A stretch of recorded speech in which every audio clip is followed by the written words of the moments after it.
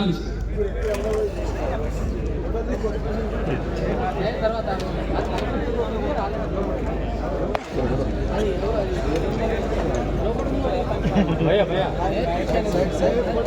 ఆహ్వానాన్ని మన్నించి మన కార్యక్రమంలో భాగస్వాములైన ఈరోజు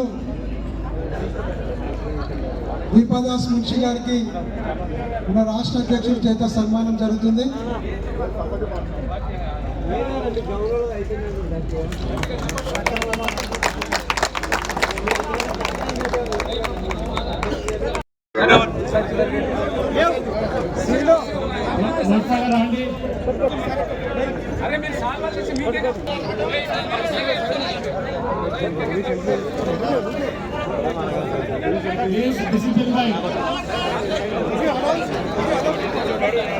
లాల్జీ దేశాయ్ గారికి ఘనంగా సన్మానం జరుగుతుంది.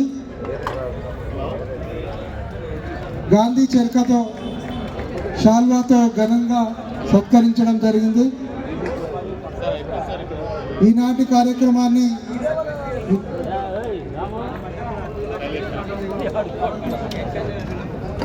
లాల్జీ దేశాయ్ గారికి మన కంకుల జనార్దన్ రెడ్డి గారు దండయతో సత్కరించడం జరుగుతుంది.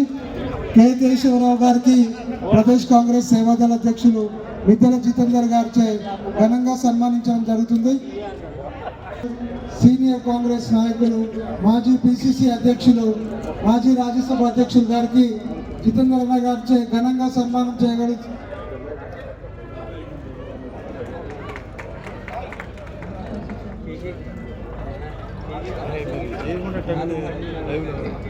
పిసిసి అధ్యక్షులు బొమ్మ మహేష్ కుమార్ గౌడ్ గారికి కంకుల జనార్దన్ రెడ్డి గారు సన్మానించడం జరుగుతుంది.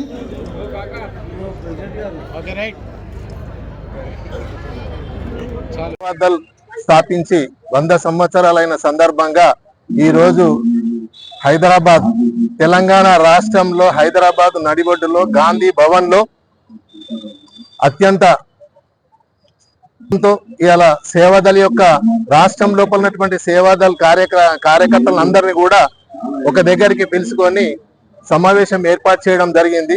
ఈ 100 సంవత్సరాల లోపల సేవాదళ్ అని అంటే భారతదేశం లోపల ఎక్కడైనా కానీ కూడా కాంగ్రెస్ చేసేటటువంటి కార్యక్రమాలను అట్టడుగు జనాలకు తెలియజేసే విధంగా ఈ సేవాదళ్ కార్యక్రమం సేవాదళ్ యొక్క సేవకులు చేస్తూ ఉంటారు, ఎడ్యుకేట్ చేస్తూ ఉంటారు.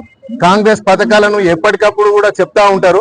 ఏమైనా అట్టడుగు జనాలకు కానీ గరీబ్ వాళ్ళకు కానీ ఉన్నటువంటి సందర్భం లోపల వాళ్ళను ఆ సమస్యలను వెంటనే ప్రభుత్వానికి అంటే గవర్నమెంట్ ఆఫ్ ఇండియా కానీ లేదనుకుంటే మన ఆల్ ఇండియా ఏఐసిసి అధ్యక్షులైనటువంటి మల్లికార్జున్ ఖార్గే గారికి కానీ ఇక్కడ ఉన్నటువంటి తెలంగాణ రాష్ట్రంలో ఉన్నటువంటి ప్రస్తుతం ఉన్నటువంటి మహేష్ కుమార్ గౌడ్ గారికి కానీ తెలియజేస్తూ ఉంటారు.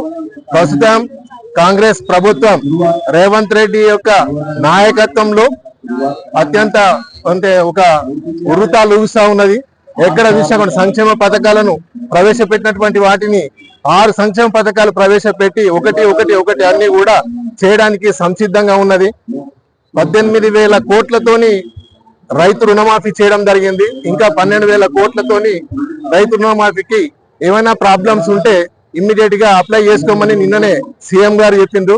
రేవంత్ రెడ్డి గారి నాయకత్వం లోపల మా ఇక్కడ ఉన్నటువంటి రామాయంపేట మెదక్ నియోజకవర్గానికి సంబంధించినటువంటి మా కార్యకర్తలందరూ కూడా ఒక ఉత్సాహంతో తెలంగాణ రాష్ట్రం లోపలనే మెదక్ నియోజకవర్గాన్ని ఒక ఉన్నత స్థానం లోపలికి తీసుకురావడానికి శాయశక్తుల ఇక్కడ ఉన్నటువంటి సీనియర్లు సుప్రభాతరావు గాని ఇక్కడ ఉన్నటువంటి రమేష్ రెడ్డి గాని తర్వాత యాదగిరి గారు గాని ఇంకా సీనియర్ సభ్యులైనటువంటి వీళ్ళందరూ కూడా ఒకటై వర్క్ చేస్తా ఉన్నారు.